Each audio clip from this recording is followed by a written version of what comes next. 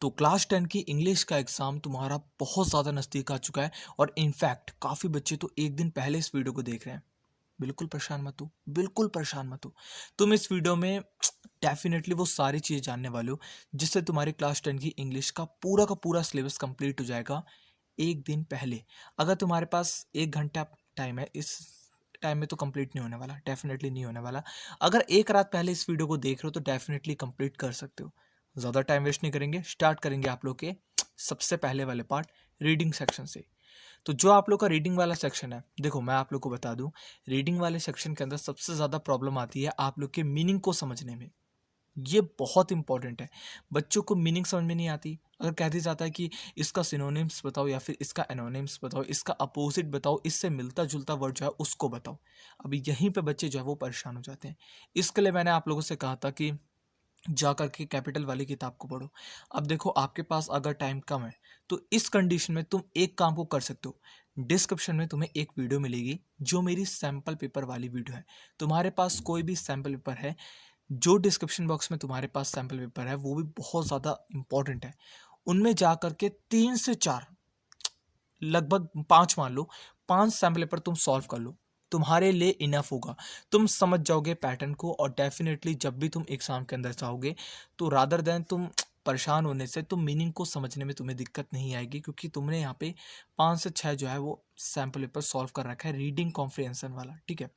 इसके बाद रीडिंग के अंदर जो सबसे ज़्यादा प्रॉब्लम आती है कि बच्चे स्टार्टिंग जो है वो पैराग्राफ पढ़ने से करते हैं। पैराग्राफ पढ़ना मत स्टार्टिंग में, मेरी बात को सुनो, क्यों कह रहा हूँ, क्योंकि पैराग्राफ को अगर तुम स्टार्टिंग में रीड करोगे तो डेफिनेटली तुम पैराग्राफ को पूरा पढ़ लिए, उसके बाद क्वेश्चन पढ़ोगे। अब क्वेश्चन पढ़ने के बाद फिर से पैराग्राफ में जाओगे क्योंकि आंसर देखना है, ठीक है। इससे बढ़िया है कि तुम पहले क्वेश्चन को देख लो, क्योंकि क्वेश्चन को देखने के बाद जब तुम पैराग्राफ के अंदर जाओगे तो तुम्हें वो क्वेश्चन याद रहेगा कि यार मैंने इस क्वेश्चन को पढ़ा था।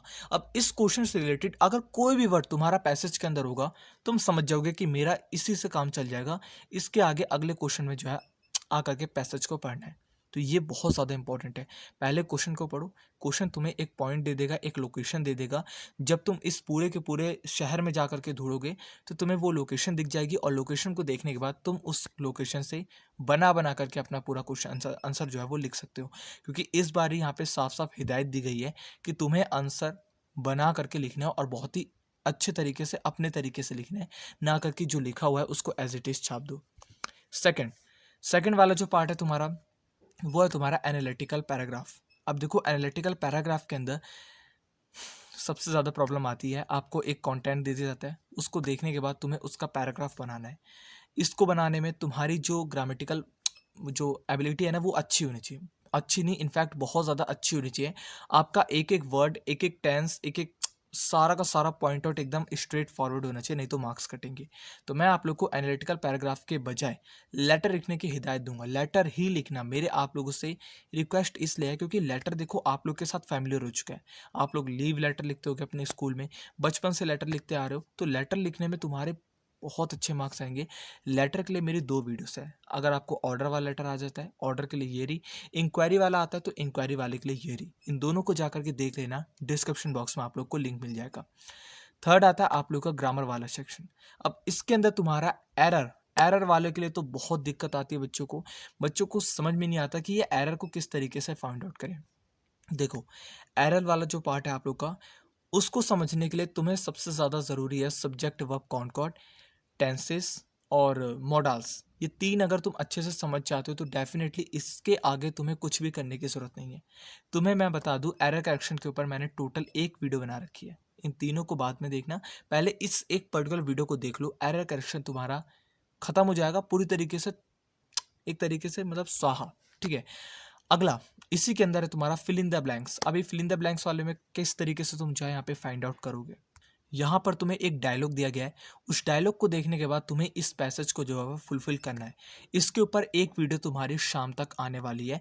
बिल्कुल परेशान मत हो, शाम तक नहीं आई तो रात तक आ जाएगी, रात तक नहीं आई तो रात को रात तक आ जाएगी, लेकिन आएगी आज ही। आपको परेशान होने की डायलॉग राइटिंग के ऊपर बिल्कुल ज़रूरत नहीं है। इसके बाद आता है तुम्हारा लिटरेचर वाला पार्ट। लिटरेचर वाले पार्ट में तुम्हारी 2 किताबें हैं, एक है तुम्हारी फर्स्ट फ्लाइट और एक है तुम्हारी फुटप्रिंट।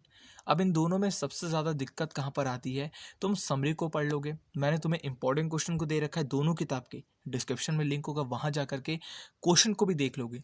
लेकिन जो दिक्कत आती है वो आती है, बनते नहीं है यार क्वेश्चन, क्वेश्चन घुमा करके पूछ लिया जाता है, अब समझ में नहीं आता। अब समझ में नहीं आता तो उसके बाद दिक्कत आती है कि उसको बना करके लिखे कैसे, जो एक बेस्ट वे में हो। इसके लिए तुम्हें जो है टेंसेस की बेसिक नॉलेज आनी चाहिए, ज़्यादा इन डेप्थ नहीं कि पास्ट, प्रेजेंट, पार्टिसिपेट, परफेक्ट, इतना सब घुसना ही नहीं तुम्हें। तुम्हें सिर्फ यहाँ पे बेसिक नॉलेज होनी चाहिए। जब तुम एरर करेक्शन वाली वीडियो मेरी देखोगे, उसके बाद तुम्हारे लिटरेचर वाले पार्ट को लिखना किस तरीके से, वॉस का कहाँ पर यूज़ होता है, हैव का कैसे यूज़ होता है, हैड कहाँ पर आता है, इस कहाँ पर आता है, आर कहाँ पर आता है, और बेसिक वर्ड आप लोग लगाना ऑटोमेटिकली सीख जाओगे। तुम्हें दिक्कत नहीं आएगी, बिल्कुल दिक्कत नहीं आएगी। मैं इसके ऊपर एक पर्टिकुलर वीडियो बनाऊंगा कि लिटरेचर के क्वेश्चन को किस तरीके से तुम लिख सकते हो। अभी इतना समझ जाओ कि तुम एरर करेक्शन वाली वीडियो को देखोगे, उसके बाद इन दो इंपॉर्टेंट क्वेश्चन, ये क्वेश्चन तुम्हारे बहुत इंपॉर्टेंट है, इनको देख लोगे बस, इसके बाद तुम्हें लिटरेचर वाले पार्ट में कुछ भी दिक्कत नहीं आएगी। आगे आते हैं तुम्हारे 4 मार्क वाले क्वेश्चन। अब अगला पार्ट है तुम्हारा, वो वाला पार्ट है जिसके अंदर तुम्हें जस्टिफाई वाला क्वेश्चन या फिर तुम्हारा तुमसे ओपिनियन मांगा जाएगा। मतलब कि तुम्हें एक चैप्टर का जो है रेफरेंस दिया जाएगा, उस चैप्टर के रेफरेंस से तुमसे पूछा जाएगा कि ऐसा क्यों हुआ, या फिर ऐसा होता है तो तुम्हारा क्या ओपिनियन है इस चीज़ के ऊपर, या फिर इस चीज़ को जस्टिफाई करो, इस चीज़ को ग्लोरीफाई करो। इस टाइप से तुम्हारे क्वेश्चन है। इसके ऊपर भी मैं तुम्हारा उस वीडियो के अंदर जो है पूरी तरीके से ख़त्म करूंगा, जो लिटरेचर के ऊपर तुम्हारी वीडियो आने वाली है, जिसके अंदर तुम किस तरीके से जो है वो क्वेश्चन को लिख सकते हो, लिखना नहीं आता लिख बनाओगे कैसे, वो सबका सब जो है वो कंप्लीट होगा। उसको ज़रूर देख लेना, बहुत ज़्यादा इंपॉर्टेंट है। ठीक है, थैंक यू, जय श्री राम।